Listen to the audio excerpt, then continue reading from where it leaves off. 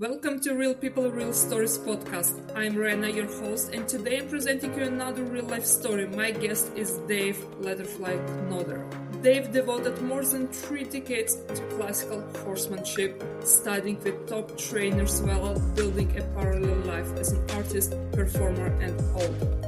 His creative work supported his passion and led to recognition in both the equestrian and art worlds. After overcoming alcoholism, Dave reshaped his life through recovery and creativity, continuing today as a traveling artist, working along a route that includes Harley-Davidson Motor Company dealerships. In this episode, we talk about his life story, the turning points he faced, and how he built a new path forward. Hello, Dave. Hey, hello, Renee. Thanks for having me. Thanks for joining. So let's begin. Be happy to begin. Great. So, Dave, how did you first get introduced to horses and what drew you into the world of horsemanship? The interesting way that I found animal training to be fascinating while I was the drummer in the circus band, beginning when I was 16 years old. Traveling with the Under the Big Top circus, I became fascinated with what the animal trainers were doing with all sorts of animals, and I became kind of a tag-along helper, fascinated type of a, young fella, and I fell in love with what it was that they were doing with horses. And I became fascinated to the point where I had the ambition of having a horse act of my very own in the circus. So by the time I was 20, I had a 6-pony Liberty Act, and that's multiple animals that all are loose in the ring, and they do a precision, like a routine in this round circus ring. And I toured with them on and off for a little over 7 years. And along the way, I acquired my first horse, which was a horse that would lay down and sit up and put his front feet up on a pedestal and march and do those kinds of things. And as the years went by, my ability increased and I became fascinated with this vast field of horsemanship. And my next horse was an American saddlebred, and she was trained into what they would call a dancing horse or a haute école. The German name, I think, is haute école, which means high school, a horse schooled to the highest level. And that horse would passage and piaffe and do the 3-step and the travers and the renvers and all these these more sophisticated horsemanship movements. And it just continued to be the field is so vast. And by the time my third horse, I was able to study under some pretty impressive upper-level dressage horse trainers and riding instructors to continue to expand my ability in relationship with the horse. And actually, horses were a godsend for me whenever we stopped to consider my social background, growing up as a child, and my inclination to be reclusive and withdrawn. Horses became the first functional way for me to become social and communicate with other living beings. And as you may very well know, horses require a completely different attitude and way of going than what we do typically between people, because horses do not understand the various dynamics that take place between human beings, like manipulation and other kinds of things like that. What they do is they require consistency and in a certain honesty and certainly humility. And they don't respond to aggression and some of the things that the political power struggles that take place between individuals on. Horses only respond to things that are kind and intentional and consistent and basically honest. So horsemanship actually gave me my segue to entering into relationship elsewhere. And so it became a foundation. And then later on, whenever alcoholism became got its grip on me and I had to do something about it, I had this interesting kind of honest social ability that I was able to apply to the members of the fellowship and apply to, once recovery became established, apply to my relationship with my surroundings. And it gave me a completely different way of, like a completely different design for living my life. And I owe it all to my having begun with horsemanship on the circus. Yeah, definitely. I love horses, still do. That's great, Dave. Thank you for sharing this part and about your engagement with horsemanship and how they change your life. That's very interesting. I want to circle back to a few moments of your life that you slightly mentioned before. The first one is, how did you join the circus? Because you mentioned you were only 16 years old. And the second question, which is connected to this, why as a drum player? Have you already played drums before? Yes, I'd be happy to share with you those interesting aspects of my life. I grew up on a university campus, the son of a minister father, and my mother was an opera singer, so naturally we had piano and voice, and we had music in the house. So I've probably been a musician my entire life. I started playing piano as a child in grade school, played the trumpet, and then by the time I got to high school, I was on fire to be a drummer. I was what you would probably call an obsessed teenager. And the other thing that took place in my home was I had an older brother who produced bizarre behavior, and there was no explanation for that behavior back in the 50s and 60s. And since then, it's been diagnosed and identified as a high-functioning form of autism known as Asperger's. But all I knew as a kid was it was frustrating living with my family of origin because of that dynamic in the home. And so as a teenager, I was ready to just run away and join the circus. And so really, I was probably partly influenced by my love for the circus, because my dad loved the circus when he was a boy. And it was also in an effort to make an improvement in my life, because the home life was so frustrating. And so I took my drums and I took some of my paintbrushes, because I've also been an artist my entire life. I started as a boy painting things. It was something that always became easy for me. And so I took my drums and my paintbrushes and a backpack, with my sleeping bag and stuff, and I went to join the circus when I was 16 years old. So yeah, so it was probably part escape and part adventure. And I've just been living an interesting life ever since. I'm just unstoppable. Yeah. You definitely did.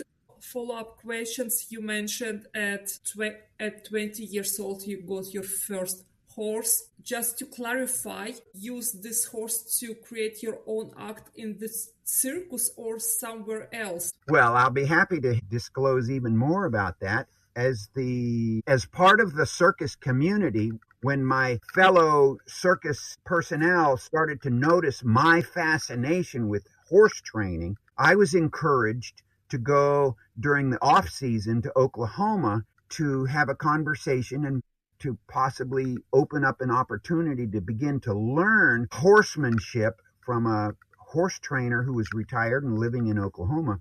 And as the result of having a conversation with him, I began to acquire ponies. I started buying ponies. I found a source in Indiana. I wanted palominos, a certain size, and the original intention was to match 8 ponies for this act. And then in the course of 2 years, we ended up matching 6 ponies. And during the next several winters, I began by observing this other man training my ponies, and then gradually I learned how, and I was able to take over and do the training and then work them on the road on tour all over North America. And it was through that tutelage underneath of that horse trainer that I was able to segue into the first horse that I rode, which was preceded by taking riding lessons with an old former member of the U.S. Cavalry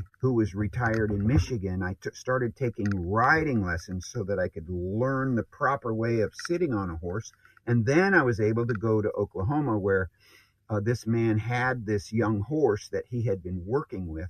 And then again, he started training me to become able to train the horse to do all of the things that he had the horse trained to do. It started as a series of learning how underneath of expert horse trainers that continued over a period of 30 years. I've had a very, very interesting long series of people that I've worked with to learn more finesse and all the different aspects of the horse training process. It happens to be a very, very vast and refined field. It's not unlike any of the art forms, classical music and different kinds of art. Painting, horsemanship falls into a category all of its own with the disciplines and the art forms and the capability and the aptitude combined with two people. It's probably more like dancing than playing a trombone. It's more like a ballerina dancing with her partner, that sort of a cultural art form. So yeah, it's just fascinating and it's beautiful and it's wonderful, and I just can't seem to get enough. I just love horses and horsemanship. And today I'm writing books about these experiences that I've had throughout my life, because there's a vast wealth of information. Plus, I can't forget the fact that horses are what changed my relationship with being able to connect with other live beings, and it changed my sense of purpose here on the planet, and that is to find ways to be a blessing to others. And horses are really what gave me the leg up to this form of this life pursuit, I guess you would say. Continuing the topic about the horses, I'm curious if you took place in any competitions. Oh, competition. There is a international circus competition that used to take place in Sarasota, Florida, back in the 80s and part of the 90s. And with my third horse, which I took from colt all the way to performing dancing high school horse, I entered the competition, and in 1989 I took first place at the International Circus Talent Competition in Sarasota. So have I been in some contests? Yes, I have. And did I win? Yes. Yep. There's Amazing. There's also a picture of me on my second horse at the Museum of the Horse in Lexington, Kentucky. It's hanging on the wall in the American Saddlebred Museum, right next to a picture of Buffalo Bill on his horse. So that's another little interesting tidbit of information. It was definitely an interesting bit of information that adds to your no less interesting story. What led you to adopt the traveling lifestyle you live today? The traveling lifestyle I discovered as a 16-year-old just opened up opportunity. And it seemed like there were a few times in my life where I had an opportunity to settle down and pursue a contemporary life, but an opportunity continued to take me out on the road. And I have to give credit for a lot of my success in several of these fields where I have excelled at, in addition to simply horsemanship. My ability as a mural artist was compounded and expanded exponentially because of my ability to travel the country. See, I learned how to travel when I was with the circus as a teenager and in my 20s. And I learned how to move a lot of things efficiently. And so whenever I discovered a huge market for putting hand-painted airbrushed murals on the backs of motorhomes in the mid-80s. Since I had the ability to travel, I began to chase the work, and I chased the work all over the country for a period of 9 years. And this is also when I had my third dancing horse, and I had a little mule. I had a little jet black mule that I had trained to do a comedy act. So I had two circus acts, and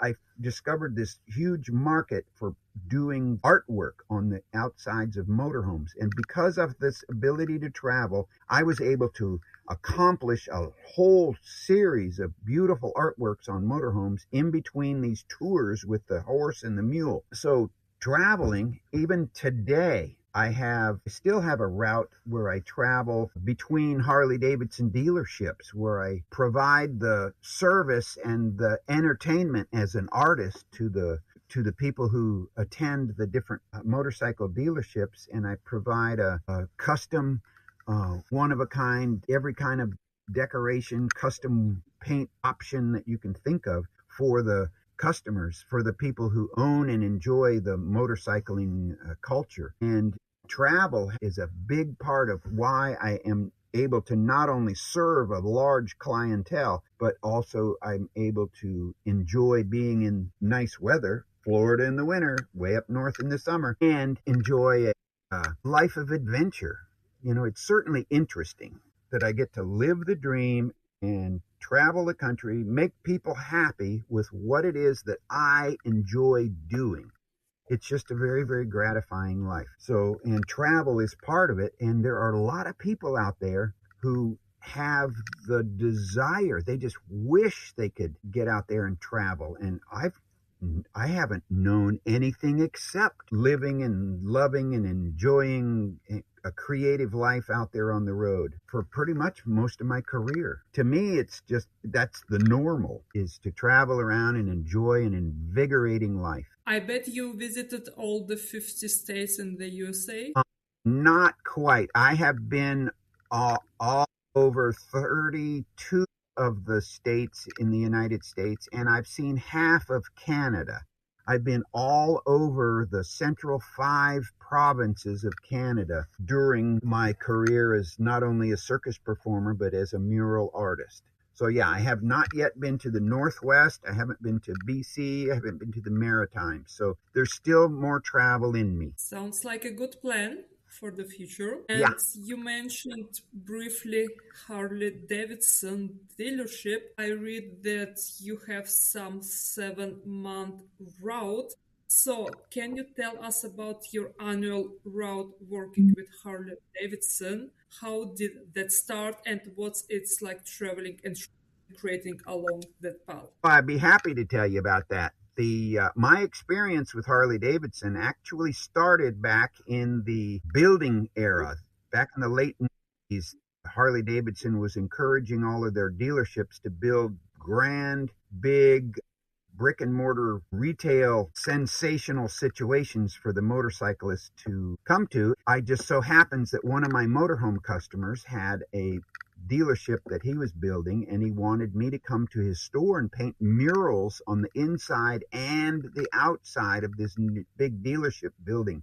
And that's where I was introduced to the motorcycle culture. While I was painting murals in their store, the bikers would come in and they would watch me paint, and then they would interrupt me and they'd say, "Hey, would you come out to the parking lot and look at my motorcycle? I'd like a design painted on it." And that's when I got introduced to another big market. And so what I've done in the years that have gone by, I've developed a relationship with motorcycle dealerships between my home in Florida and up by Philadelphia, and then all the way out to Chicago, and then all the points in between. For once a week, I'm at a different Harley-Davidson dealership. I start to zigzag my way north from the Panhandle over to Georgia, and then up to North Carolina, and then I spend a month in Virginia, and then I spend the summer